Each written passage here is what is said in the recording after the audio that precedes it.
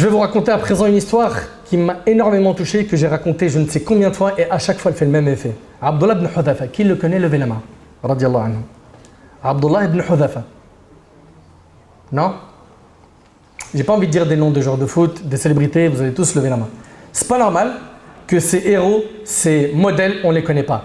Rapidement, dans une bataille, donc les musulmans, ils avaient été envoyés sous le califat d'Omar, ils ont été faits prisonniers de guerre.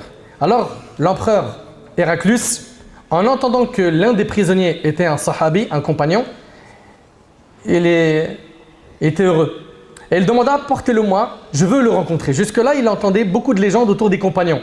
Des informations circulaient à travers le monde sur ces hommes hors du commun, les compagnons du prophète alayhi salatu wassalam. Il était donc fasciné et il voulait voir de ses yeux un compagnon. C'est pourquoi Héraclius exigea de le voir. Parce qu'un seul de ses compagnons pèse autant qu'une communauté. Un homme veut une communauté. C'est là l'œuvre qu'avait laissé le prophète alayhi salatu wassalam derrière lui. Ainsi, Abdullah ibn Hudhafa, qui était jeune, c'est on va dire une vingtaine, trentaine d'années, il est apporté à l'empereur Héraclius avec des chaînes aux mains et un boulet aux jambes. Ils le placèrent devant Héraclius et ils eurent des échanges. Héraclius remarqua que malgré son jeune âge, il était très intelligent. Héraclius dit à Abdullah ibn Hudhafa, deviens chrétien et je te libère. Abdullah ibn Hudhafa lui a dit, non, jamais je n'abandonnerai ma religion.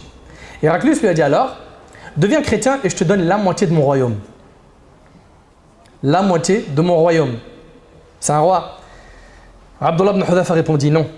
Chers frères, pensez à cela. La moitié d'un royaume. Subhanallah. Le sahabi se voit offrir la moitié d'un royaume et il refuse. Héraclius lui a dit, deviens chrétien et je te donne ma fille en mariage. Et médite, s'il prend la fille d'Héraclius en mariage, le jour où Héraclius meurt, là c'est plus la moitié du royaume. C'est tout le royaume. Abdullah ibn Hudhafa lui a dit, non, tu peux me donner ton royaume, celui de tes parents, celui des Arabes et des non-Arabes, je n'abandonnerai jamais ma religion. Subhanallah. C'est une grande épreuve, mais les compagnons étaient fiers d'être des musulmans. Et ils savaient que c'était ce qu'ils avaient de plus cher. Leur capital, c'était leur foi, leur dîne. Vous savez, lorsqu'une personne comme Héraclius, dans ce cas de figure, entendre quelqu'un comme Abdullah ibn Hudhafa dire non, j'en veux pas, il se sent insulté.